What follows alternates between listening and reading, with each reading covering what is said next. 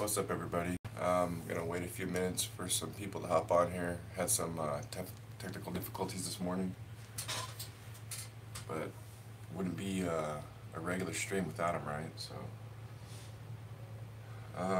like I said, we'll wait a couple minutes, and then I'm just gonna get a couple things prepared here, and then we'll talk about making these jigs really early in the morning, so you guys have to excuse my puffy eyes and stuff. Make this go up just a little bit. Okay. So let's let a few people jump in, and then we'll get started.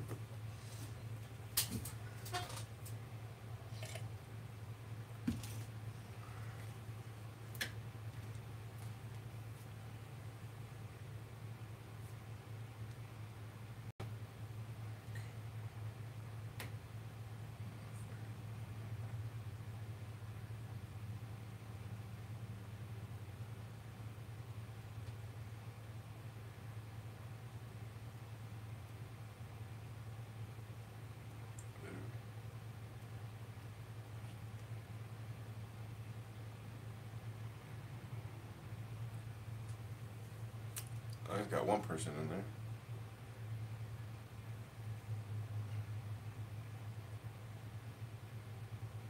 Start in just a minute here, regardless if there's anybody in here or not.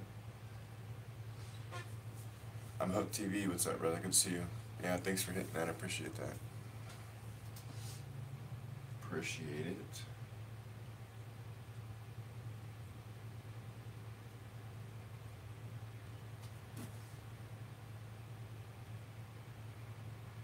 I'm sure there's a delay. There always seems to be a damn delay. So I'm going to go off of this phone. Sign in the chat. Huh.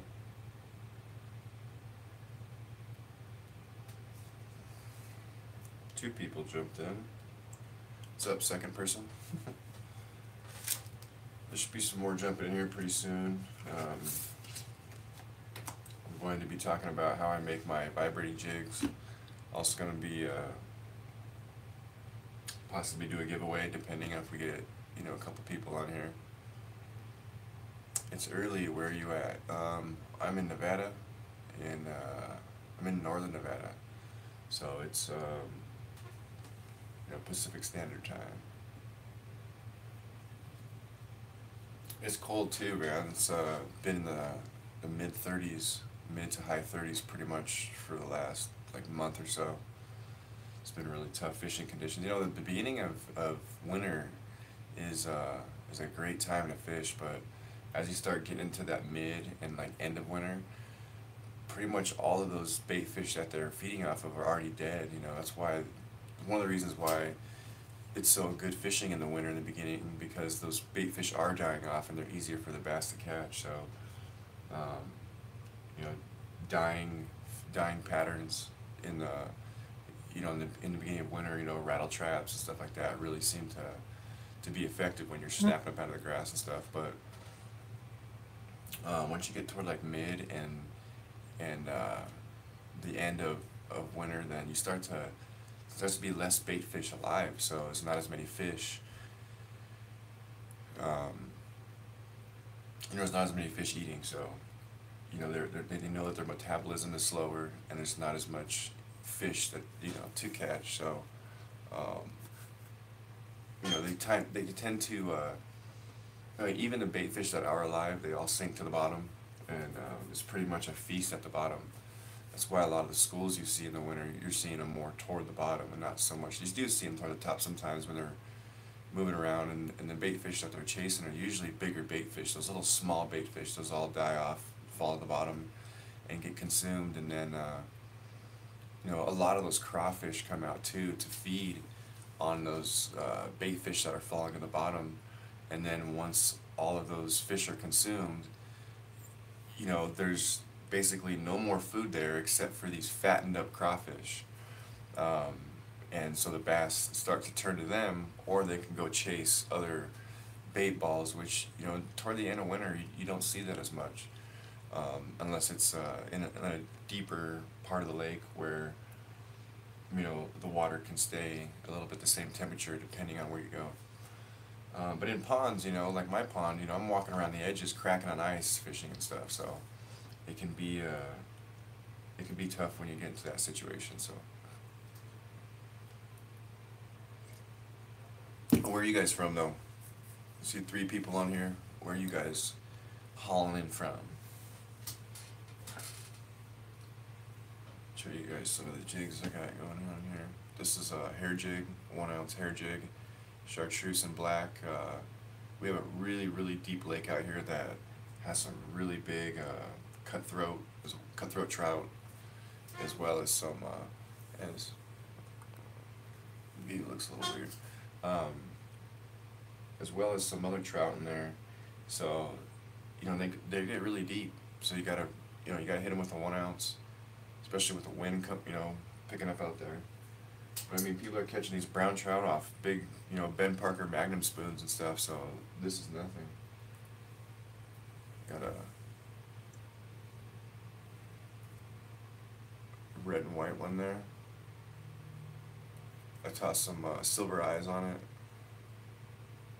Give it a little more of a mean look.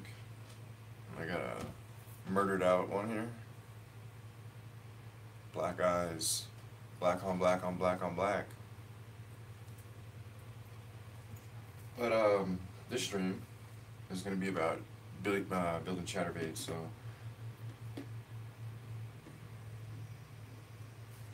all right, so what I'm going to do is go ahead and start this up a little bit, so we get some more people joining. Cool. If not, you know, I get more people rewatching my videos than anything. I really need to keep this stream consistent, and then we'll just start building more of a crowd. So whoever shows up, great. Thank you guys that are here. You're probably going to be winning giveaway. One of you guys. So anyway, the way I start everything is, you know, I have these injection molds, and you know, I melt down lead, and you know, I got a really nice pot that melts down lead, and you know, you got to flux the lead. You got to do certain things to the lead to kind of to get better pours. If you don't, you can have inconsistent pours, and it's one of the ways that you get cheaper jigs, you know. So the jigs that I make are really, really hard. You know, you're not gonna throw them, smack a rock one time, and have a screwed up jig, have a huge indention in your jig. You may have a teeny tiny small one, but you know, the jigs hold up really well. I think I had one right here. Where'd it go? Right here. That had been fished like a shaky head. I mean, I fished this dang thing for half the day, and there's like nothing. There's about no spots on it at all. So, I mean, I was at the pond. I don't think I hit a ton of rocks, but I know I did hit some stuff. So they held up really well. But you can see the molds here. That is for an Arky style jig head, which, you know, pretty much everybody uses for the chatterbaits, vibrating jigs, whatever you want to call them. You know, before I even heard the name chatterbaits, they were always called vibrating jigs or bladed baits. So I think Z-Man made chatterbait popular. I'm not really sure. But you can see the hook that you got to use. It's got a turn. It has an eyelet that's perpendicular to the hook and not parallel with it. So I like to use 5/0 hooks for my 1/2 ounce. You can use 4/0 and 3/0 for the smaller ones, but I stick with 5/0 for my 3/8 and 1/2 ounce. The 1/4 ounce I do move down to a 4/0 though, or a 3/0 I think. 3 or 4/0. Yeah, 3/0. So after I get these poured, you could use different style of heads too. You could use this style of head too for a chatterbait, but what you have to do is you got to get a hole punch, and well, not a hole punch, but like just a punch, and you got to punch that that eyelet so it opens up a little bit, and then when you mold this, it'll come out with the eyelet open, and then you can take, you know, one of the chatter blades that I make and just stick it right on there. And a few more things you got to do to it, but nothing crazy. But the blades that I make, you know, start out metal, and then oh, we got 4 people. What's up, everybody? Good morning. Start out with the metal, and then they go into these blades here. Kind of have a template that I use to cut them out with, and then once those are cut out, I drill them out with a special drill bit. Not special, but it cuts it like butter. So get a load of that too, by the way. And so, and then after I cut them, I drill them, powder coat them, and they end up falling on the floor if you're not careful. But they look like this right here. Find out where my camera's at. Stop focusing on me, damn it. Anyway, you guys get the drift. Use really good snaps. I know some people say, I've even been the type of person to say I don't like these snaps. But I gotta tell you, I don't like the snaps on pretty much any bait on the market that I've found. But these right here, I've been a big fan of for a long time. These are some of the strongest clips that you're gonna find out there. And they don't come open, they don't break. I mean, these things they're rated for 55 pounds, so you can catch a pretty big fish on this without snapping it. So, you know, get the blades. Once you got your molds, your blades, and everything ready to go, you know, you got everything painted, then you got to put them into the oven, you got to cook it for a little bit.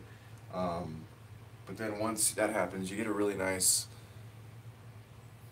head, you get a really nice paint job, you know, and nobody's really doing this out there, you know. You know, I do the Chatterbaits for Vibrating Jigs. I do 3 for $23, and that's shipped to your door, so you're gonna get, you know, these super unique ones. And what I do is I do a bit of a variety pack. So you can see here, you know, I got 1/2 ounce, 1/4 ounce, 3/8 ounce. And I give you each one of those, and I recommend buying one for you know, one of each size. And the reason why is because, you know, this time of year when a lot of the snow and stuff is melting and the water's rising, a lot of those bass are going to be sticking their nose right on shore and watching that water rise. And the reason that they do that is because multiple reasons. So, you know, this isn't the only reason, but multiple reasons. You know, one of the reasons is that as that water's rising up, there's a lot of bugs that are losing their homes in the rocks, and you know, they get pushed out of those rocks, and that's food for the bass. So by sitting up there, they can get that little small amount of food that they need. I mean, eating bugs at that time of year when it's that cold is going to be something they can digest very easy. So they do that, but they also the crawfish as well. You know, a lot of those bugs live underground. A lot of spiders live underground. When that stuff gets washed out, the crawdads also become more, you know, more aware of that as well, and they push to the shore a bit more as well, and that brings the bass to the shore too. So, so, you know, if you're cruising along and you're seeing some bass in the morning in, you know, maybe 10 feet of water, you know, you're gonna want to use your 1/2 ounce. You know, you're gonna want to pick up your 1/2 ounce, or if you're just searching for fish, you're gonna want to pick up that 1/2 ounce and just get it everywhere. You know, cast. Once you get a bite, or you see a fish, or you see something that gives you a clue of what to do, then you do a couple different things. If you caught a fish off of this, you know, really figure out what depth it. If you notice it's in a more of a shallow depth, then you're gonna want to switch. You know, switch to 3/8, because that's telling you fish are more than likely a little shallower than what you're fishing. So then you don't want to continually fishing that 1/2 ounce at a shallower depth, because you're going to be pulling it too fast. And now you're not using, you know, you're not being as effective with a vibrating jig as you could. You know, Jordan Lee has just been, it's funny too, because if you watch the MLF, you see Jordan Lee using a vibrating jig, and the next 2-3 days everybody's got a bladed jig. So, you know, vibrating jigs are one of the #1 baits out right now, and there's a reason for it. You know, the bass just go crazy with that thumping. You know, it just drives them nuts. They have to hit it. You know, in this color that I'm putting out, this is for, you know, muddy water. You know, these are muddy water spring baits. This color is a staple in the fishing industry for people who have, you know, who geek out on fish like I do. You know, when you geek out on fish like I do, you come across these little certain techniques, and I'm sure a lot of you guys do too, that just make you so much better of an angler and make it to where you're gonna catch better fish. And springtime can be a bit of a tough time if you don't know what you're doing. Now, full blown spring, you know, when we get to like spawn and stuff, you know, I have colors coming out for that. You know, white colors, and some of the other colors that I have really make a difference. You know, and I put together my own colors too. Like, if you guys, you know, want certain vibrating jigs that are for your waters, you can do a couple things. You can tell me what state you're in, and I'll look up the different patterns, like what your bluegills look like.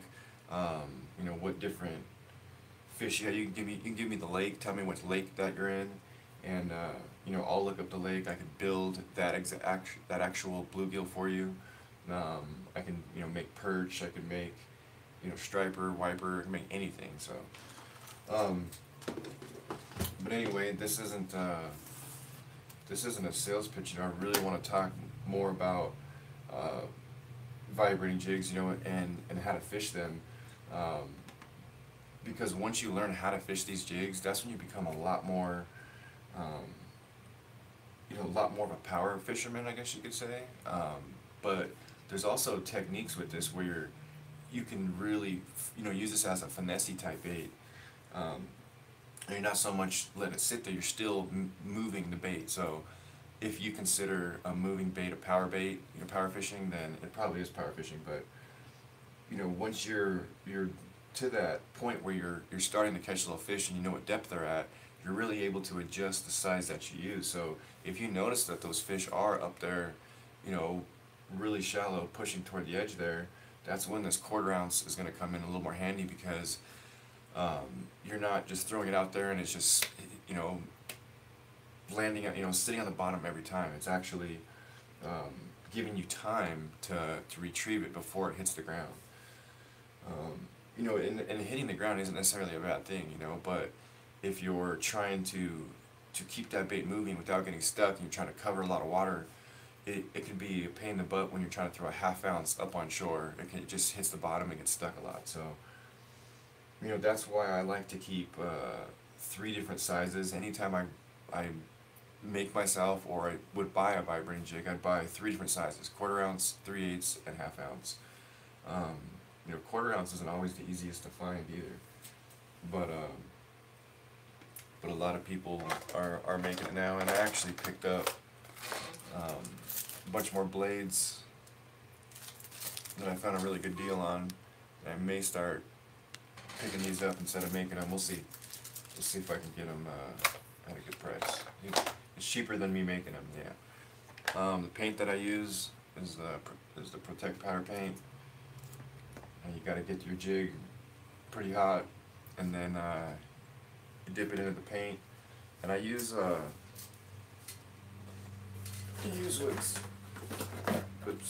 what's called a fluid bath. And a fluid bath is basically puts air up underneath the paint, and it makes the paint almost like water. I mean, you can take this paint and you can move it around, and the paint doesn't really move. It just kind of, you know, it's kind of clumped up. And with this thing, it moves like a glass of water almost. So it keeps it from clumping up, and you just get so much more of an even pour on your jig. So it's really important to have these. I have one for each color, and you know, they're not cheap to make either. You probably can make them cheaper than this, but you know, I made this for it to last and be able to store it away if I want to take it with me somewhere. You know, I can just pop a rubber band on it or a piece of tape on it. It'll be all good to go. So definitely a must. It's definitely a must. We should get some more people jumping on here in a little bit. I had to. I actually had some issues this morning, and I changed the time of the stream, 6:30 right now. So, but anyway, like I said, this isn't so much about the live show. This is real more, more about just getting you guys to see how I make my chatterbaits, vibrating jigs, bladed baits, whatever you want to call them, and we'll get more of a crowd build up little by little. So, so what we're gonna do is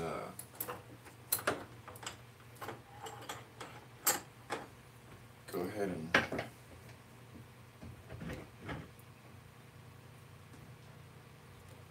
if you want to know how effective these are in ponds, if you're fishing a small pond, if you're fishing a small pond and you're really trying to search for these fish, a ½ ounce would work. But I've noticed in ponds that are, maybe 15 feet or so, a ½ ounce doesn't really seem to be the deal. So I always like to use 3/8 and 1/4 ounce in a pond. And also, if the water's clear, you got to make sure you stick with natural colors. You don't want to be using this super bright orange and clear water. If nothing else is working, then I would say, go for it, give it a try. But you really got to stick to something that is, you have rate of fall, and then you have rate of speed. So you don't want to compensate your rate of fall with your rate of speed. So you don't want to try to get your bait up higher by reeling in faster, unless you're searching, But you want to keep a certain speed, and and this isn't for beginners. So anybody who's on here is an experienced angler. Don't think I assume that any of you guys are new or nothing like that. Some of you guys are probably better anglers than I am. I don't know. Just kidding. But so don't take anything of what I'm saying as acting like you guys don't know what I'm talking about, or you haven't already done it, you haven't already been there and done that. I'm just talking, and if it applies to this, some new people can pick up some tips, cool. If I can get some of the experienced people thinking, then cool on that too. But anyway, when you're if you have a ½ ounce lure and the fish are in, say, 2 feet of water, and this is suspended in 2 feet of water, and the pond is 15 feet, you don't want to compensate and get that bait up in 2 feet by burning it, unless that's the way that they're biting. You want to switch weights. You can do certain things more than just adjust the weight of your vibrating jig. Also, you can adjust the diameter of your line. You can go with a higher line. You can go with a mono. You can do certain things to pick up that ½ ounce bait and make it sit higher in the water column, to where you're not burning it in order to get it into that water column. So you can up your line size. You can put, say you had a 3/8 ounce vibrating jig, and you had one on 12-pound test, one on 14-pound test, and one on 16-pound test.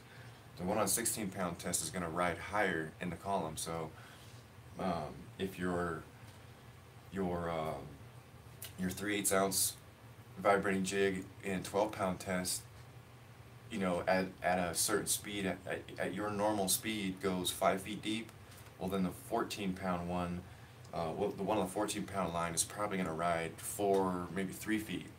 And then if you put on that 16-pound test, that ½ ounce, or that 3/8 ounce, is now going to ride a little higher in the water column, maybe 2 to 3 feet. So just switching up your line size, a lot of the times will help you ride higher up in the water column instead of having to switch out your bait. But with that said, if you ask me, you can ask, a lot of people may have different opinions, but when you have a vibrating jig that's just falling in the water column, and all you see is a bunch of flash and stuff, it can look natural, but at the same time, when you have a different colored vibrating jig attached to that blade, once they get a little closer, like especially in the wintertime, they stare at it for so long before they eat it that they realize that it's not it's not, you know, it's not natural. Where before, when it was warmer, they would just come up and see it and they would go hit it. You know, there's not a lot of thinking process there, you know. But in the winter, when they're sitting there staring at it, staring at it, staring at it, all they're doing is thinking about it. So I've found that painted blades, you know, matching your blade to what the fish are doing is going to be key to continually getting bites on a vibrating jig. You know, I see a lot of people, or a few people, I've seen a few people that say, I don't use them because they don't work for me. You know, if a chatterbait, if vibrating jig, I'm gonna get off a chatterbait, vibrating jig. And that's what I always heard it called before, about chatterbait, you know, chatterbait, whatever. I think Z-Man may patent that name now. I don't know. But you know, I have seen some people that are saying they didn't catch any fish off this, and they never have, and it's an ineffective bait and all that, which is just crazy to hear. Like, those people, I usually, you know, turn my attention to someone else, because I mean, it's pretty much proven bait out there. But this time of year is so important for a vibrating jig. You know, the spring, the runoff, that cold water. You know, there's bigger fish that are eating, and fish have to eat. They have to, and they don't have the easiest time finding their prey in cold, moving, muddy water either. So that vibration helps them find it. It's just another way for them to hunt down your bait.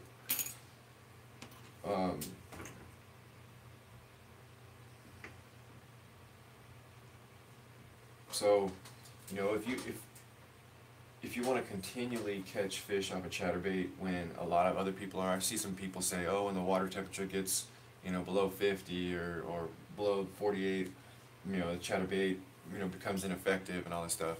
And maybe it does for them, but there is ways to continually get bites on it. Are we really this far behind? Holy moly. I'm just getting some of your guys' comments. That's weird. I'll have to work on that. I mean, if you guys, anybody know, like, real quickly how to fix that stupid delay, give me a message down below. If not, I'll figure it out and we'll get it fixed.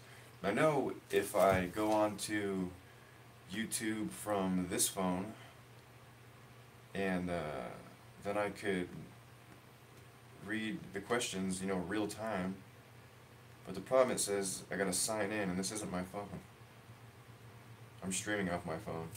What I need to do is, next time I'll stream off my other camera, and I can read questions real time off my phone, so that way I'm still real time with you guys, although the video maybe a little bit behind.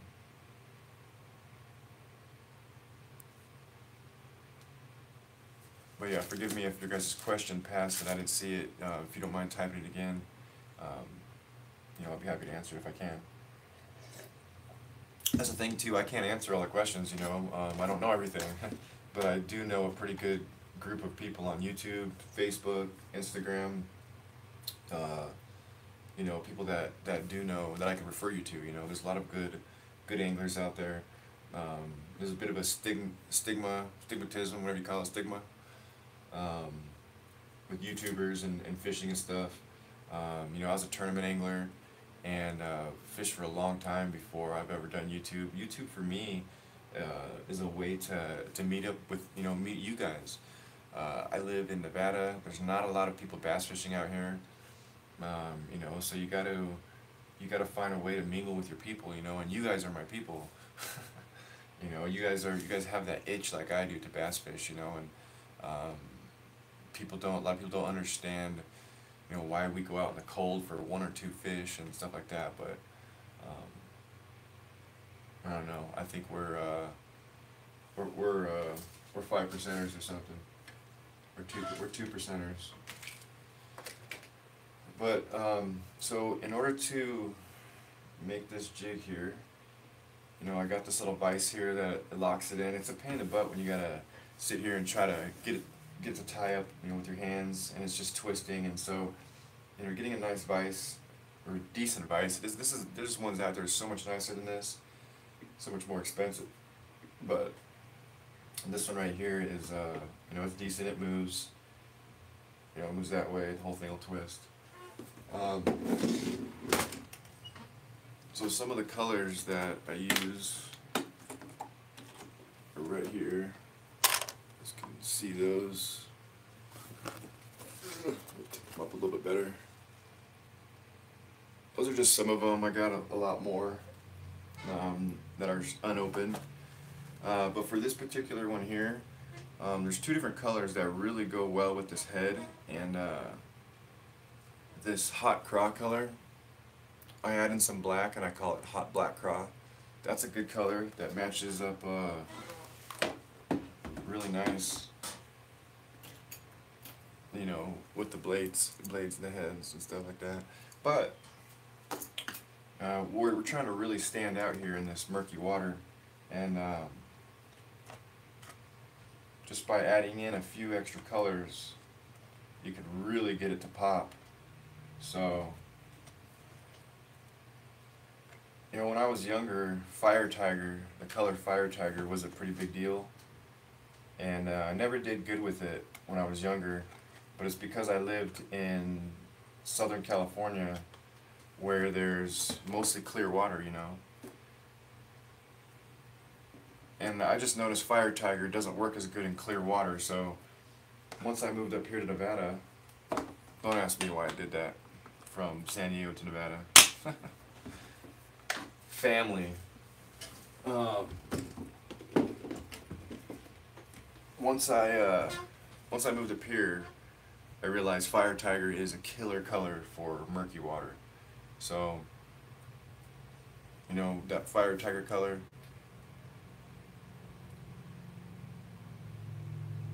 really stands out. So you're not just relying on the thumping of the chatterbait. That's a vibrating jig.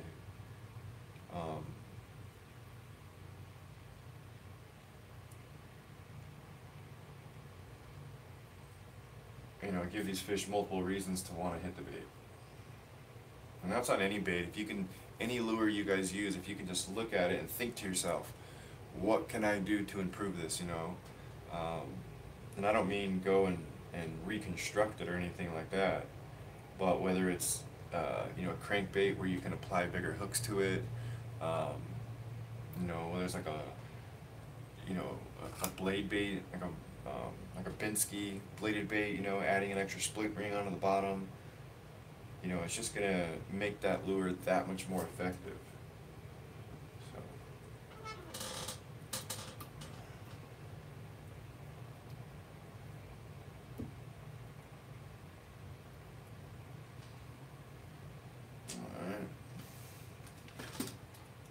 And I use wire. I wire tie everything.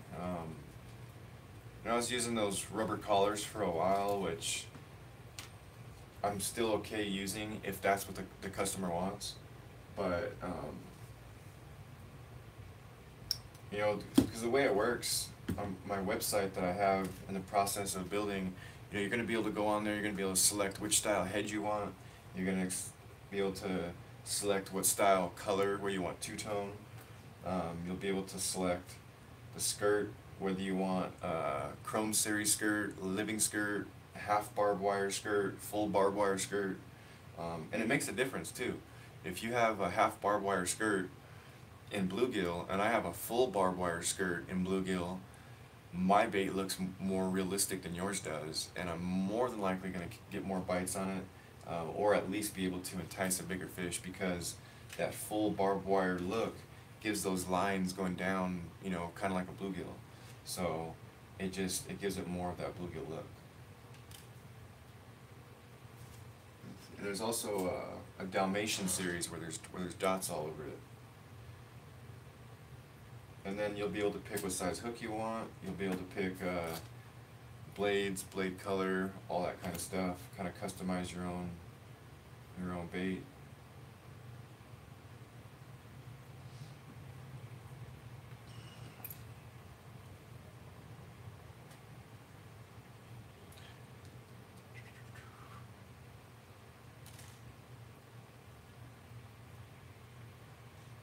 This installed on here.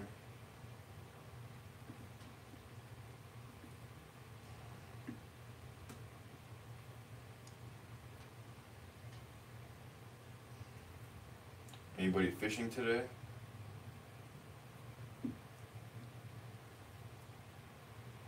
I went the other day with a float and fly. I made a hair jig, and you know, with the float and fly, I'm sure you guys know that, you know, when your bobber goes sideways, a fish grabbed it and lifted it up, and so your bobber flipped sideways. Well, mine jammed underwater twice, and it was so cold out there. I needed to keep moving, so I put my I put my float fly rod down. I picked up my teeny tiny swim bait, and was just tossing that out there. And I saw my bobber jerk underneath. I went to grab my rod. When I picked it up, there was so much slack line hanging in the water that I had to there was nothing there. And then the second time, you know, it just dinked underneath, and then I set the hook. And what I think was happening was either something was coming up and grabbing onto the skirt and pulling it down, just not getting it good enough, you know. I think it was a rainbow trout, you know, I really do. There's if you look at my videos previous to this, I caught a 6-pound rainbow trout off of a vibrating jig. And it's a pretty cool video too. It's a pretty cool catch. I didn't even know there was rainbow trout in that pond. And so the first one I catch to confirm there's rainbow trout is a 6-pounder. So, and it was a native trout. You can tell by the tail. You can tell there's no cuts on it. You know, you can just tell it's a native trout, and it's a very big trout. And in that pond, it's not like there's just tons of food for that thing to eat. So that's definitely an older trout.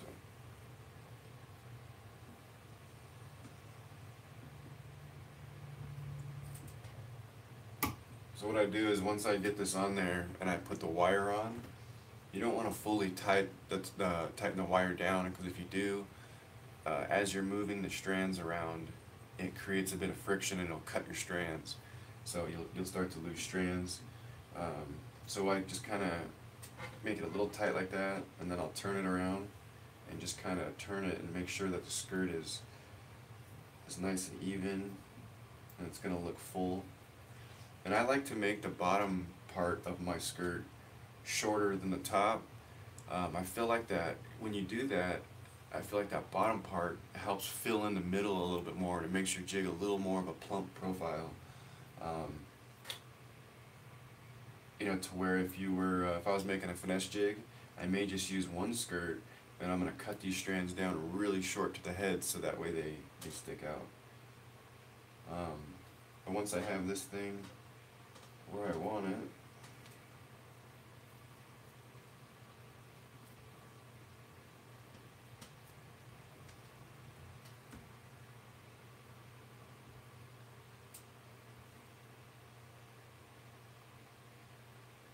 once I have it where I want it, then I can go ahead and tie it down.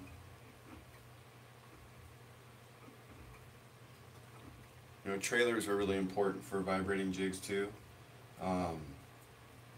I see some people fish them without them, and I highly recommend that if you fish a vibrating jig without a trailer, get a damn trailer. Because it's almost like there's something missing at the back of it. You know, it's almost like it's got this shimmy in the front, but there's nothing in the back. It needs something to counteract, you know, to counter that shimmy. So as this is shimmying left, this will be shimmying right, you know, and you get this certain action. And you really want to match your trailer to your chatterbait head, your vibrating jig head. So if you have a blade that just moves like crazy, I mean this thing just moves like crazy, then you need to have a trailer that's also matching that speed. You don't want some slow moving boot tail with this head that's going crazy. It just doesn't look right. And at the same time, you don't want this tail in the back. I mean, you're better off with the crazy tail in the back and a slower head in the front. But still, matching the action to the blade, to everything is going to be your best way to do it, in my opinion. And I like to use the Crazy Craw. Let's see, here's right. The Crazy Craw or the Christy Craw. The Crazy Craw is from Bruiser Baits, I believe. and the Christy Cross from Yum. So those two right there are two that I really like a lot. But I also like to use a bait fish style. So if fish are a little higher up, not so much looking for that crawfish pattern, I'll switch over to like a gambler,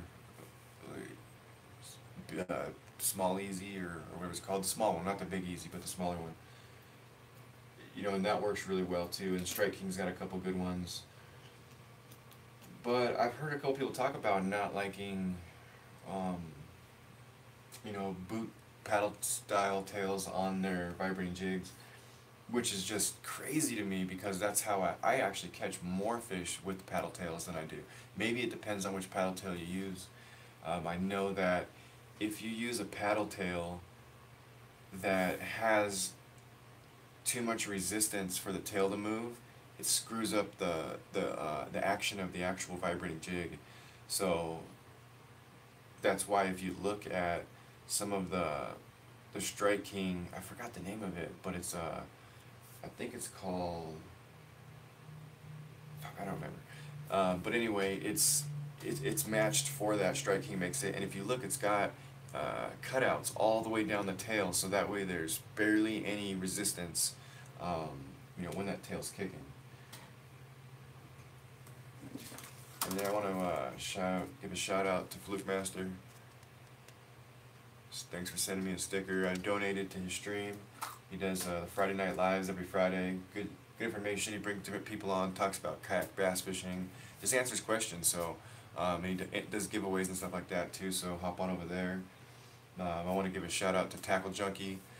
He does Sunday night live streams, so you can catch his stream on Sunday. There's some other good ones there too. As I get better and more comfortable and able to think about everything during these streams, I'll give more shout outs to more of the streams. But these streams are really good because you get, if it's something you already know, then at least just the talking and the thinking about it, you're going to get something in there that's going to cause you to think and possibly cause you to think out of the box, which could, or maybe get you back into the box thinking, and then you can catch a big fish. And it's rewarding when you catch a fish off of something that you're like, oh, wait a minute, I want to try this, oh, I have a good idea, and then you go and it works. There's nothing like it. It's so much better than someone saying, hey, I just caught a fish off of this, switch to that, so you switch to it, you catch a fish, you're like, oh, cool, I caught it because of you, so it's nice to catch a fish off your own idea. And that's why all my vibrating jigs are all customizable. I mean, if you want, like I said, a striper, I'll make you a striper vibrating jig. Bluegill, I'll make you a bluegill. You want a perch, I'll make you a perch, And so, I'm telling you right now, these vibrating jigs it's going to be hard to find a bait to beat these. And I'm not talking about mine. If you want, go buy Z-Mans, go buy Picassos, go buy whoever you want. What I'm trying to say is that these vibrating jigs have been taking bass fishing by storm, and there's just something about them. And this is the time of year where you want to get into vibrating jigs. You want to learn them. You want to. This is the time of year you want to learn them. You kind of already want to have known about these by now, but it's never too late. Like I said, as this water's rising, it's getting muddy. There's nothing better. There's nothing better than a chatterbait, in my opinion. Squarebill, okay. There's so much debris floating around from this moving water that you get hung up a lot. And it's not a thumping sound that it makes. It's more of a rattling sound. So that rattling sound is more treble than it is bass, and we all know that treble travels so much further. So while you're able to call bass from further away, those sounds are also traveling so far away that a bass doesn't exactly know how close that bait is, because it's traveling so far away. So it really has to find it to keep, and get closer to it. And most of the time they're a little too lethargic or just don't feel like chasing that much. So that's why a squarebill doesn't work as good for me. Where that vibrating jig is more of a thump. you know, more of a bassy sound. And bass is, it doesn't travel as far, you know, not as far as a treble anyway. So a bass are able to locate that thumping sound much more accurately than they would a square bill or something like that. So square bills work great. I love square bills. I use square bills all the time. If I get into you know, a wooded area, or you know, a lot of rocks where I need a lot of deflection and the water has some clarity to it, then that's when I use a square bill over a vibrating jig. Now there's plenty of times where that hasn't been, you know, and this exact scenario I'm talking about, a square bill worked better. But I just have not seen that very much. I haven't seen it. There's a reason that I'm so into these vibrating jigs. There's a reason for it, and you know, it's definitely because of not just the amount of fish that I'm catching, it's the amount of big fish. I'm catching 3-pounders and above all the time. I don't catch very many fish under 3 pounds. It's crazy. Look on my channel. You know, I'll have some buddies on in the future here too on live stream. I'm actually building out this room a little bit, so I'll be able to have a couch over here. So what I want to do is, I'm going to be doing top 5 lakes of Nevada for Angler. If you guys don't know who Angler is, make sure you check them out. They're also a sponsor of mine. But they're not a sponsor to the point where I'm going to give you guys a bunch of bullshit, you know. This is what it is. It's really simple. It's a button. You download the app onto your phone. If, you know, so for instance, when I go, let's see if I keep the good work, great content, Vibrating coming in PB1. Oh, sweet. Damn, you got your PB on Vibrating jig, man. That's what I'm hoping for, and I'm telling you it's probably going to happen, so. But I think we're probably a couple minutes behind on with the delay, so you know, I apologize for that. But so with these lakes, what I want to do is, okay, let's just use Tahoe, Lake Tahoe. You know, what I want to do is I want to hop on the live stream. I'm going to take the camera off myself, put it on Tahoe, the actual lake, you know. Go into, you know, with the Angler app, I'm going to go in there and I'm going to have some of you guys help me figure out some places to try depending on what's there. You know, I'll tell you what fish we're looking for, and then we'll go over the lake and we'll look at some rocks. We'll look at, you know, some of the docks that are there, some of the brush piles. We'll look up information, and then we'll build ourselves a trip. Once we have our trip built, then, you know, I'll take you guys with me with the camera and everything to go fish those spots. And basically, you know, you pull up on a spot and say I previously went into there and I put rock pile, right? So now I go there to that rock pile and say I catch a fish. Just give this one click and it's gonna mark a spot on the GPS on the exact point of where you caught that fish. And not only is it gonna do that, but it also pops up a thing on your phone where you can take a picture, you can add in the bait, you can customize so that way you fully know how you caught that fish, where you caught it, and what, you know, later on you can break down why you caught it. Vibrating jigs are the way to go. You can catch fish consistently with them. That's Hank Snow. Oh, it disappeared before I could finish the rest. Shout out to Hank Snow. I see you on Instagram all the time, brother. I see some of your posts and stuff. So good to see you participating in the fishing community, and definitely good to see you on here as well. Good to meet you. You know, with that said, I want to make a quick note that competition is dead and collaboration is key. So any other jig makers, any other bait makers, lure makers, whatever you want to call them, you know, get at me. You know, let's talk. Let's you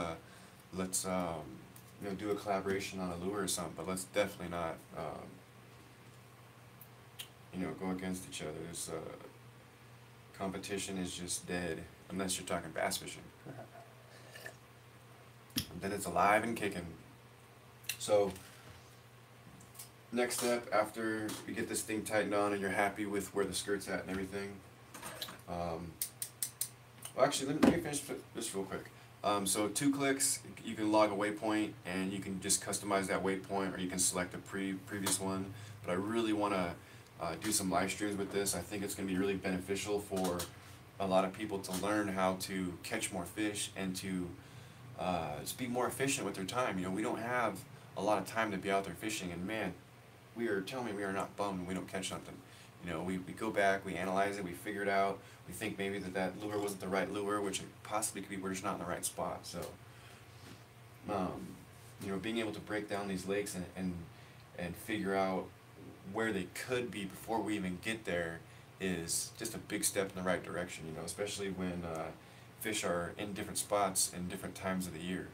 So, you know, we'll mark out a bunch of staging places and stuff, and I don't do a lot of spawn fishing. I will, you know, go a couple days here and there, but I don't know, if I was back in California or somewhere where there's just insane amounts of fish, then I probably would spawn fish more. But you know, there's not as many fish up here as there is in a lot of places. So those spawns are really important. But I do catch a few. When I spawn fish, I look for, you know, 6-pounders and above. You know, I don't, you know, I sight fish and I don't look for, I mean, obviously you're going to catch some fish. If you fish during the spawn, you'll probably catch some spawning fish. But I'm not sitting there on their beds just messing with them for hours until I catch them, and, you know, unless it's a humongous fish. And then, even then, you know, it's not a good idea to do, in my opinion. Those bigger fish are gonna produce bigger amounts of fry. So they're really important. Plus, this is something that you got to think about too. I was actually on the Ike and Ellie show. Not on there, but they answered my call, and I actually won their main prize too. I'll have to do a little unboxing with this, but I won their main prize. Later on you'll have to see what's in there. But sorry about that. They liked my question and stuff, but you know, one of the things that you got to think about is, you know, when you're tournament fishing, you know, you got bass, you got FLW, you got MLF. You know, in MLF, you know, the fish aren't touching the carpet, they're not being put in a box all day, they're not being taken out of the box, put in another tank, taken out of that tank, put in a dry bag, taken from a dry bag, pressed down on a scale, waiting for the scale to finally frickin' read, waiting for their conversation to be over, and then take the fish out, and then show them to the crowd as if the crowd has never seen fish before, you know, and then go put them back in the tank, and then wait for them to be put from the tank into another deal to go be released. Yeah, and people are like, oh well, mortality, you know, death rates are so low, it's not an issue. Okay, death rates aren't so low. Well, what about, you know, what about thrive rates? What about, you know, it's like saying your kid, you know, someone going, oh yeah, is your kid okay? Yeah, he's alive, don't worry, he's alive. But, you know, what you got to think about is that, you know, we want these fish to thrive. You know, if we're looking for bigger weights in these tournaments, if we're looking for, you know, to improve the size of the bags that we catch, then we have to get these fish to thrive. And just because you have low death rates doesn't mean these fish aren't thriving. Big fish stress out easier than small fish, and more than small fish. And that's why, you know, that's why bigger fish are hard to catch, because they're more susceptible to stress from change. So if you get change in weather, change in, you know, water temperature, change in a lot of different things, those bigger fish stress out. They're more susceptible to stress. So you got to think about it, you know, just because we're seeing, you know, 900 of the 1,000 fish live that we caught at the tournament, doesn't mean those fish go on to thrive and get big and become big bass. A lot of them get diseases, you know, losing their slime coat, they get spots on them, and they end up dying. So nobody's out there tracking the fish on a long-term basis. You know, um, people do things like they have a pre-treated pond, and they're taking fish and they put them in there to see how many are alive, and they do it on a small scale, and then they just make that for a bigger scale. And then they also go by the numbers that are on the lakes, year after year after year, how many fish are on there, but that's the thing though. Why are we talking about numbers of fish? Numbers of fish is not what makes a healthy fishery. Actually, too many numbers can make an unhealthy fishery. We have a pond down here that you're lucky to catch anything over 6 inches. Just because there's so many damn fish in there that the second any food is spawned, any food is born, it's eaten right away. It doesn't have a chance to get bigger. And so if the food doesn't have a chance to get bigger, how can the fish get bigger? They're constantly eating these little tiny meals and then burning it off, burning it off, burning it off. So, there's a pond down here, and somebody kept like 15 bass, and he put it on Fish Brain, and everybody just lit this dude up. And I'm like, man, this guy just helped the fishery, and he's gonna go home and eat the fish. So what are we bashing on this guy for?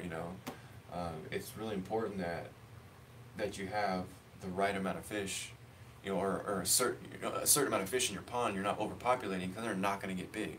So during these tournaments, all we're talking about is population, population, population, population. All right, well, we do need a population, but we need a population of big fish, and you can only do that by keeping the bigger fish from stressing out so much, and it's a tough one. So, with that said, I'm for bass, I'm for FLW, I'm for MLF, but I do cringe every time I see those bass hit the floor, and it's pretty much every catch on bass and FLW. So I just don't understand, why can't these guys use nets? Why are we taking away nets? What is up with that? I don't get it. Sorry for the rant, but it just, you see these guys just horsing these fishes in, or not horsing, but, and sometimes they are, sometimes they're, why not just be able to take a net and help that fish out, It's mind-boggling to me. I mean, in real life, that's what you would do. If I was at the lake right now and I caught a fish and I'm by myself or with a buddy or two, whatever, I'm not boat flipping. I don't care. Not that I can't boat flip, and not that there's not times where you probably need to boat flip. When I'm throwing out a big swim bait, and I got 20-pound test on and I'm cranking a fish in and he's 2-3 pounds, I'm boat flipping him. You don't want to give that fish time to throw that big lure. I mean, you got it with one hook usually, or sometimes a treble hook, but then you have this big, the weight of the bait moving, on that fish, if you allow it to, will loosen up that hook hole, and then the bait falls out. To where if you keep it pinned, and you just keep it pinned, there's always pressure on it, that hook can never come out. And sometimes, most of the time, you don't have time to come up and then swim your fish around with your big old swim bait and wear them out and then lip them, so in that instance, it's a little bit understandable, but at the same time, that big old swim bait usually has, fish usually has that big old hook from that swim bait stuck in it, so when you're lifting the fish up, it has a pretty big hook to hold that fish. It's not like it's skin hooked or something, but even then, I use a net all the time, and it's just because I'm just trying to take care of the fish that, in my fishery. So, but even a net can mess fish up if you have a shitty net. So, think of that. One of the best ways to make sure that you're going to continually and consistently catch fish in a pond or a lake is to take care of those fish. If there's trash, if you're throwing your white styrofoam cup, see, how many different jig heads do you make currently, and are there plans to branch out into different style heads? I didn't see, I think that might have been a Hank, I can't tell. For real fishing, if you can retype that, yours disappeared. I don't understand why it doesn't give me time to read your damn message. It pops up and disappears so quick. There's a lot of different styles of jig heads.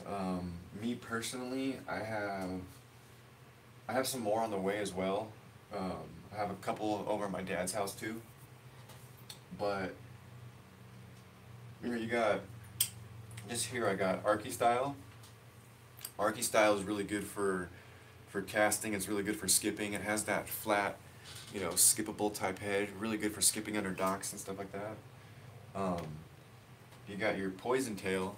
Call it a poison tail because the hook is aimed down just a little bit, and it's it's just one of those things where you brush your hand up against it. I agree with your view on fish population or private fisheries. We have our neighborhood lake, 30 acres, shocked and surveyed by our fish weather department. 100%, man, 100%.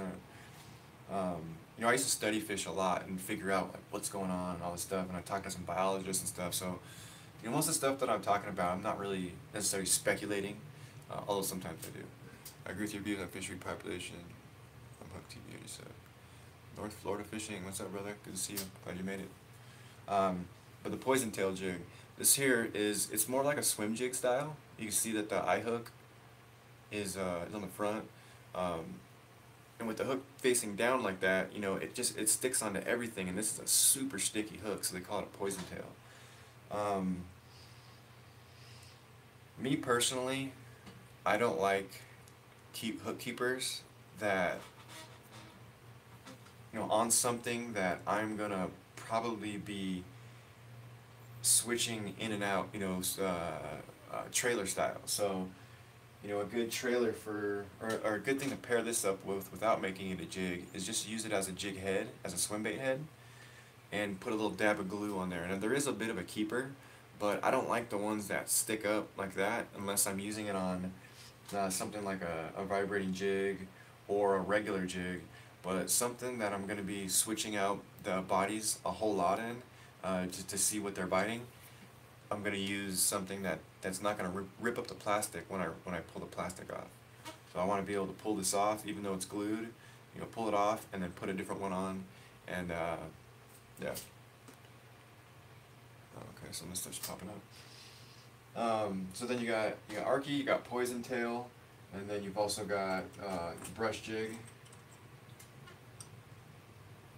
Brush jigs. If you guys haven't used a brush jig, shit, man, I'm not gonna say it replaces a football head, although it has for me. In my lake, so many big rocks, man, just so many big rocks, and that football head jig gets stuck in everything. I've used small ones, mid-sized ones, big ones. It gets stuck in everything. I lose so many football heads.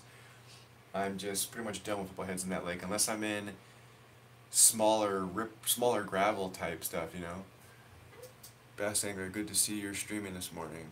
Thanks, man. I'm going to be doing it a lot more too, so hopefully we get a nice crowd. I'm going to start giving you guys shout outs, start blowing up your guys' channels, your guys' Instagrams, and kind of get us to all benefit from this as well. But this brush jig, if you see how it's got the pointy kind of tapered tip on it, man, that is just crucial for throwing this bait sideways instead of getting stuck. So when you have a football style and you come into a rock, right? That football head has to completely roll over like that and then come up a little bit in order for you to get it unstuck. Okay? So you're shaking it, the football head has to completely roll on its side. Once it completely rolls on its side, most of the time it turns over like that, and then it turns back over when you snag it, when you pull it. So your football head comes up, it hits the rock, you give it a little shake, you shake it a little bit, it lays on its side, and then it kicks over. When it lays on its side, that's when I'm always getting stuck. Or when it goes onto its side, it was stuck with the thick part, because the width of a football head is thicker, and then once it lays on its side, it's thinner and it gets even more stuck. So, I looked into these brush jigs and I started fishing them, and I gotta tell you, man, when you run into that rock with a brush jig, that tapered area allows the brush jig to come forward and to the side and then slide up and out. So, but it also does tilt more on the side a little bit, but more at an angle, not so much on the actual side. So you end up getting snagged way less with a brush jig than you do a football head. At least I do anyway. Am I fishing it wrong? Possibly. You know, that's definitely a possibility. But I'd like to think that I'm, you know, pretty seasoned when, you know, when it comes to fishing jigs. A lot to learn still, a whole lot to learn. But you know, one of my go-to baits is the jig. So I mean, if I had, you know, just as important as having a vibrating jig is having a swim jig, you know. And all, to me, a swim jig is so like a swim jig is to a vibrating jig as a silent crankbait is to a noisy crankbait, you know. So, you know, when fish do still want that, you know, that skirted presentation, that, you know, that more natural look, because I mean, crankbaits have a primary action only. The only action that this bait is going to get is the action I impede on it. It's not going to do anything else unless I have it. I have to twitch it, I have to do everything in order to get it to do anything. So that bait only has primary action. Live, if you try to make a lure look natural, natural baits have natural movements, have natural action. So, you know, this right here, underwater, you know, so I can move this with my rod, causing primary action, but when this, if I'm not doing anything, the lure is still moving, it's still doing something, so that's secondary action. Anytime you have a lure that has primary and secondary action, you're giving more of a natural presentation to that fish, and you're making it to where you're taking out a lot of yourself. So, you know, how do you know you're working the bait correctly? You know, you don't always know you are.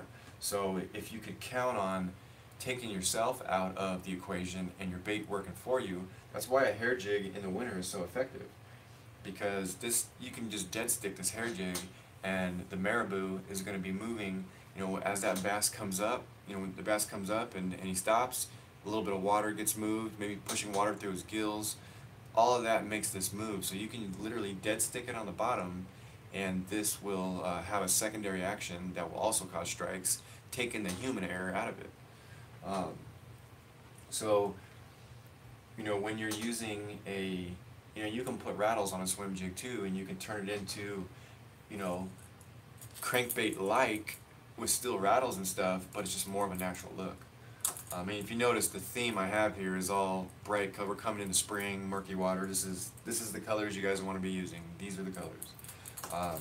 At least you don't want to, you know, in murky water, you want to be using these bright colors.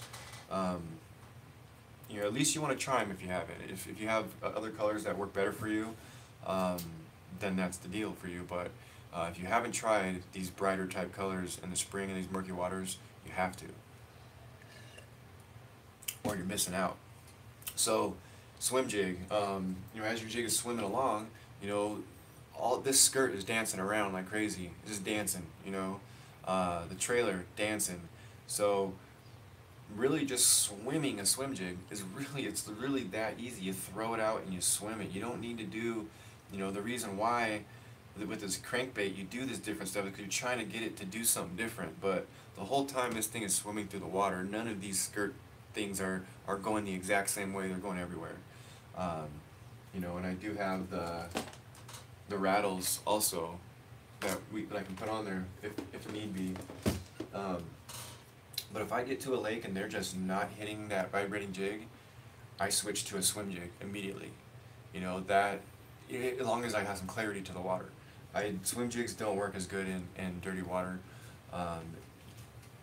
At least if they do work, I'm not saying they don't work, but there's other baits I would rather use. You know, I want to give a bass as many reasons to find and hit my bait that I can. And if you're using just a regular swim jig in murky water, you're missing that noise factor, you know, and that the noise factor in dirty water is how fish feed. So you're missing the main ingredient in a bait, which is sound, when you're fishing a swim jig in dirty water. So, you know, if you were to go to somewhere, to a lake with a swim jig, with a brush jig, a swim jig, and a vibrating jig, I mean, honestly, I can't think of anything else besides top water. What do you need? Like, what is it that you need other than that? There's no other bait that's going to look like a crawfish or imitate something than an actual crawfish, or a crawfish presentation, which you can still put a crawfish on the back of there. Which, you know, I usually always have a trailer, so that's what you're trying to imitate with a regular jig, is a crawfish. So, you know, you bring a regular jig, now you can fish the bottom. You bring your swim jig, now you have more of a finessey, you know, power fishing type bait, and then you have your vibrating jig, which is your more loud reaction style bait, and you know, then you have you know, and so you can also carry certain colors too. So you can carry a natural color and you know, a loud color. You know, this way when you get there, if you don't really know what the water clarity is, you're still set up. I should go fishing today, have the day off. Damn, it disappeared. Yeah, me too, man. I went fishing the other day and it was 36 degrees, like I said earlier, and I got 2 bites. And just didn't capitalize them in time. So I was taking a break for a few days, let it warm up a little bit. Shout out to Ike Live. If you guys aren't watching the Ike Live show, you're crazy. Those guys are fun, man. Just grab a beer, go sit down and have some fun with those guys. They keep it fun.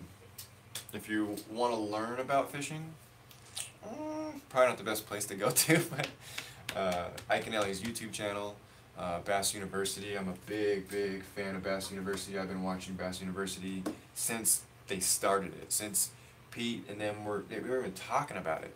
I've been watching it.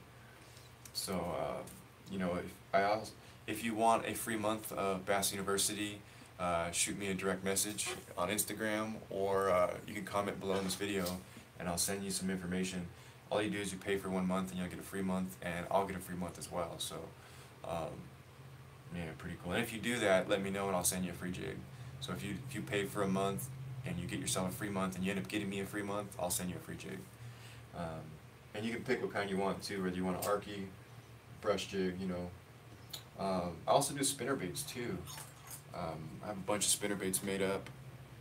I actually kind of made my own little style a little bit here. We'll talk about spinnerbaits or something on the next stream. But I kind of modified it to where it actually has a swing, you know, a swing hook on it. So I don't know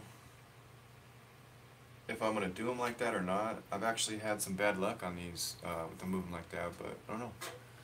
Oh, raining cats and dogs there in North Florida. Yeah, I know, man. Brush jigs are very versatile. Absolutely, if you had to give me one jig, it'd be a brush jig. If you had to give me one jig, it'd be a brush jig. And the reason why is because it replaces a shaky head, in my opinion, as well. I mean, you can literally pull the skirt off if you want. You can put a collared skirt on. You can pull the collar off, and now you have a shaky head. So, you know, you can put a worm on it. You can do so much different stuff. You know, that's basically a shaky head. You know, and I could even add a screw lock instead of a weed guard on there. Put a screw lock, and you can just screw your bait onto it and then stick it onto there. So, yeah, I think I have to agree to how versatile they are. I mean, poison tail, it's not that versatile because you're not going to really bring that up over rocks or cover or anything like that. The line ties in the front. You're not going to be pitching it, you know, things like that. Looking at pitching with it, it's kind of for swimming only. So,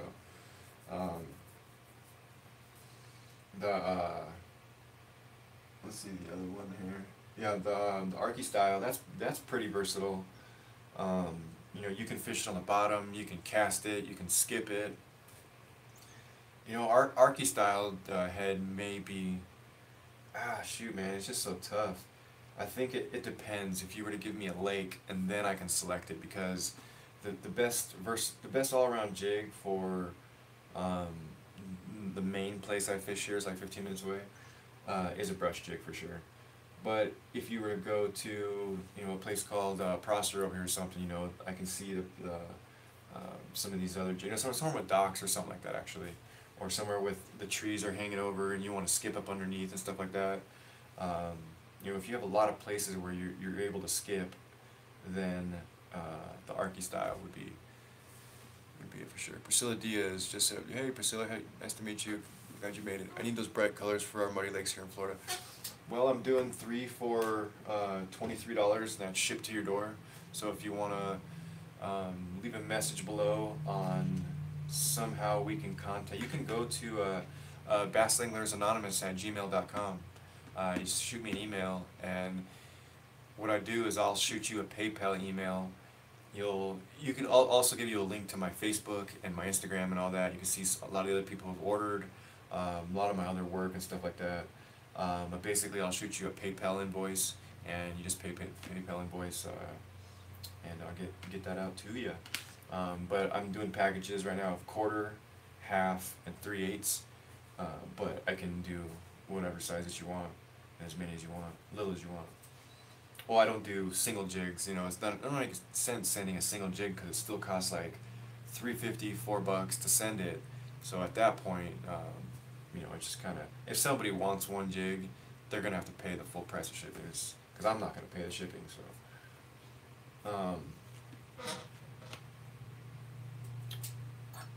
So we got this here all ready to go, just about. You know, the weed guards. I have clear weed guards, I have black weed guards, and I have green pumpkin. I use the Boss. They're made by Boss. They're really good. I use the medium strength. There's soft and there's also heavy, but I like the medium.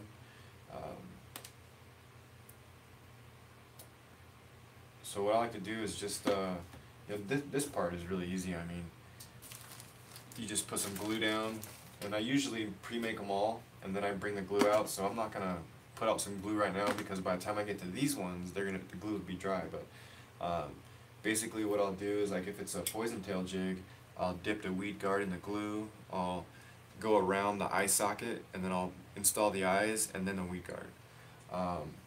But since there's no eyes, we don't need to put glue on that part.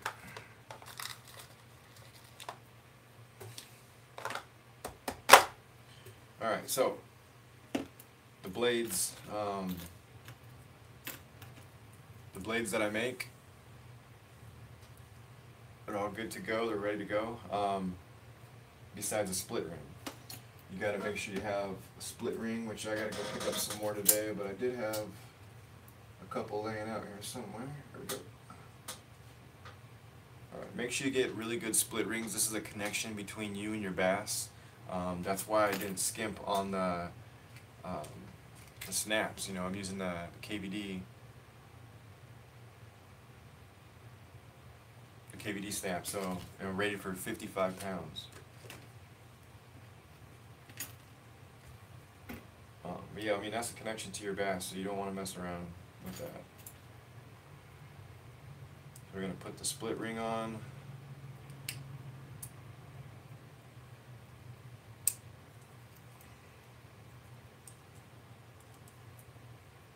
I just had a high school fishing coach order some lures, so if he likes them, he's going to order for his whole team. That will be cool. So, split ring is now on there. And as you're putting these on, you know, on any bait, if your split rings bend up, just take them off and replace them. Like this one is not the best split ring. Probably won't leave that one on there, but just for purposes of putting this together. Sometimes the eye holes will get some paint in them.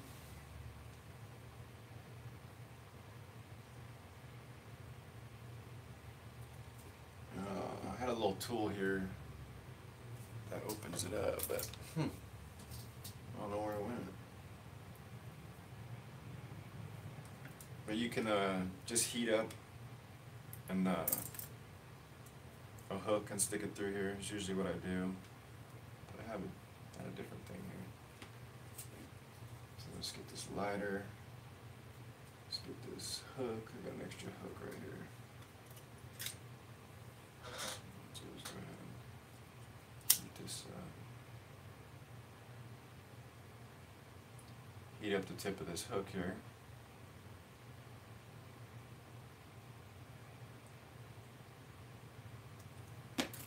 And then go ahead and put it through the eye.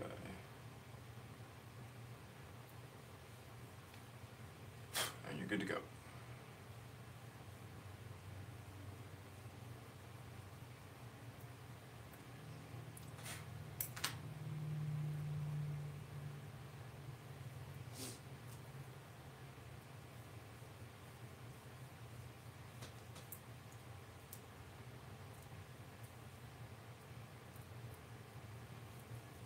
Okay. Looks like we got 6 people on now. That's cool. If you guys don't mind sharing the stream or letting somebody know about it, I appreciate it. And also, real quick, if you guys hit that notification bell, I'm gonna go live, a couple times without letting anybody know. So in order for you to get the notification, right below there's a bell, and if you hit that, you got to make sure there's those little, little symbols on the outside of the bell. And then you'll be notified when I go live, because I'm going to be doing some giveaways. I'm going to be, talking about spinnerbaits, just each different jig I want to do a stream on and talk about that jig. So, yeah, hit that notification bell so that way we can all meet up here, somewhat same time, and yeah, we'll start to get a larger crowd that way too. Because a lot of the people who do watch, they don't really know I'm live yet, because I didn't have enough time or I didn't allow enough time for them to realize I had a stream. So I'll get a lot of more people rewatching this, but if we can all hit our notification bell, then when I go live, we can all meet here at the same time, and start getting some good conversations going. And because coming up, when I start to do the lake breakdowns, those are going to be fun.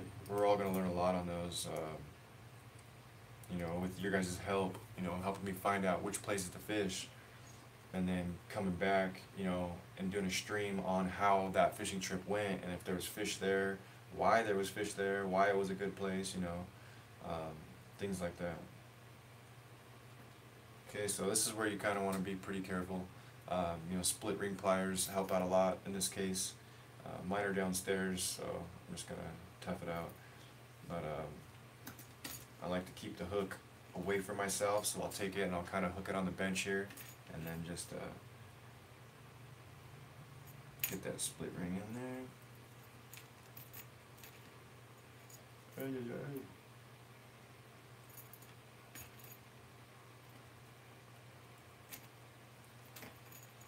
Okay.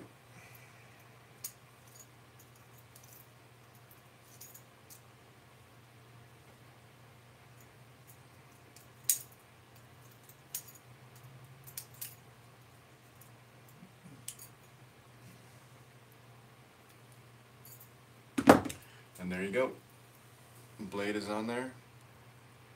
That is a beautiful looking vibrating jig right there. I mean, and these things thump too. I'm not sure if it's because I make the blades a little bit oversized, a little bit, like if you notice, these blades are actually bigger than some of the other blades you see out there. And I think that because of that bigger blade, you get more of a thump. Also, I bend the blades up. A lot of people, not a lot of people, but actually the opposite of a lot of people, a very few amount of people keep their blade straight, and I don't know, I feel like that can also work, but I haven't had as much success with the blades being straight as I had with them being bent. I feel like that vibrating, thumping noise is so important, and also the way it makes the blade look, you know, like if you watch a chatterbait move, the head of the blade shakes, you know, and so if you don't have the blade tilted up, then this blade just, it dances every different way, you know, and it just doesn't. It still works, you know. If you look at the tip of your rod, the tip of your rod's still moving. You're still getting that thump, you know. But it just it makes the bait move too much in an unnatural way, and so at least that's what I've noticed. And I've noticed that since I've made sure that these blades are bent, I'm getting a deeper thump and more fish bites. So it doesn't mean that there's not times where they may want a flat blade, you know, but I just haven't found that time. I don't think. I think they're more after that heavy duty thump than anything. Alright, well, I think I'm gonna end the stream here in about 5 minutes. Looks like I've been going for an hour and 26 minutes, so you know, we'll cut it off at an hour and a half. But if you guys go to my my Instagram, Bass Anglers Anonymous, I do giveaways all the time. I'd like to get some of these jigs out to some of you guys too, so you guys can see what's going on. The next stream I'm going to do, I don't know exactly when I'm going to do it yet, but I'm going to do it within the next couple days. Probably do another early one like this. But if, like I said, you guys hit that notification bell, then you guys will be notified immediately, instead of having to find out later on that I had a stream or whatever. The only other thing I wanted to talk about chatterbait is just, you know, line size. You know, for the 1/4 ounce, I like to, you know, stick around, you know, 12-pound test or so, and then the 1/2 ounce, you know, I'm usually going 14 or 15. You know, I even go up to 20 sometimes, depending. And then the 3/8 ounce, I'm usually strictly 14 or 15-pound test. I like to use Seaguar Red Label when I'm not in tournaments. I used to use the Invisex or maybe the AbrazeX when I'm in tournaments. If you guys haven't used Seaguar Red Label and you're using Invisex and AbrazeX just for fun fishing, man, you guys are crazy, because I have 4 or 5 cartons of AbrazeX and Invisex and Seaguar Red Label, and sometimes, most of the time, you can't even tell which one's on the rod. Like you don't know. I don't lose fish. You know, I don't get heavy nicks in my line real easy. I don't get light licks in my line real easy. The memory's pretty low, and I don't know. Seaguar Red Label, it's affordable. I mean, I'm fishing like some of these guys who use Invisex and AbrazeX and aren't sponsored, that are out just fun fishing. Most of these guys are out fishing once a week, maybe once every 2 weeks. I'm fishing 3-4 times a week, so you know, I'm always looking for a line that I can. You know, that's a good line, but I can also change it a lot, and you know, a lot of times you're getting that line dirty, you know, fishing through muck and stuff like that. So, yeah, it's a Seaguar Red Label, in my opinion, is the best line out there for the price. Yeah, it's just almost just as good as the Invisex and I would say the AbrazeX and the Invisex, you can use them longer, so you can probably use them 2-3 fishing trips more than the Red Label, but maybe not even that much, you know. I mean, I'm getting 3 or 4 trips out of my Red Label anyway, you know, so I pretty much respool once a week, unless my line really takes a beating or I got stuck quite a few times and you know, I cast it out really far and I'm stuck and I'm pulling on my line, you know, and I feel like it's possibly could cause memory because of that stretch, then I will definitely do it. But also, if you guys are using spinning rods, a really good tip is to take off your spool and soak your spool in hot water or warm water. Just get a coffee cup like this, fill it up, you know, above the spool with warm water, drop your spool in there, and what it does is it takes that big diameter that the line was on, and it changes that memory to the spool. So now that memory is the memory of your smaller diameter spool. So if your memory is now what it is on the spool, there's no need for it to jump off. But when you're trying to put it on a spool this big and it's used to being this big, it just wants to jump off. So Hey, for house time, you just started pickup here, but no fish. Okay, oh, that's pretty cool. So when I miss my comments, it little by little it puts them back on there for me. That's pretty cool. So if you're still here, you know, I kind of want to wait to the very, very end, so that way the people who are, you know, not die hard, but the people who are really supporting me, and stayed here through the whole thing, I'm going to go ahead and give somebody a jig. So comment down below, but comment down below like pretty dang quick as soon as I shut this down, because within the next like 20-30 minutes I'm going to pick a winner and send them out something. I'm not going to say what it is, I'll make it a surprise. So, but it'll either be a spinnerbait, you know, one of these vibrating jigs, could be a hair jig, could be a poison tail jig, just an Arky style jig, brush jig. And then also, I'm also starting to do my own top waters too. So I'll have some cool baits out for you guys. I have a really cool bait to show you guys on this. Wait till I get it done. I think you're going to be impressed. So comment down below, comment,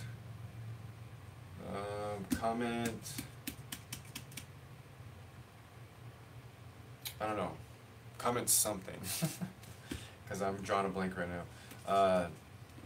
Comment thanks for this live stream, and if you put down in the comment thanks for the live stream, then I know that you're one of the people who is watching this and not somebody who's rewatching it, because I want somebody who's been here live to win. That's kind of what I'm trying to do.